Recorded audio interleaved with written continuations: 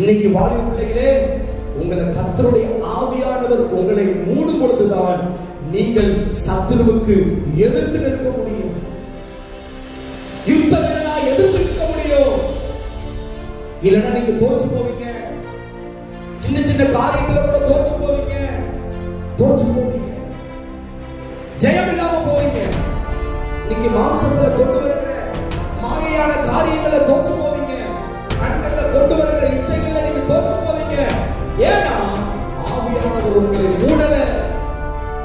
எத்தனை பேர் இன்னைக்கு ஆவியானவர் என்னை மூட வேண்டும் என்று விரும்புகிறீங்க? அல்லேலூயா, அல்லேலூயா. இந்த நாட்கள்ல ஆவியானவர் உங்களை மூட நீங்க விட்டுக் கொடுத்தீங்கன்னா உங்களை கொண்டு கர்த்தர் செய்ய போகிற காரியம் பயங்கரமா இருக்கும்.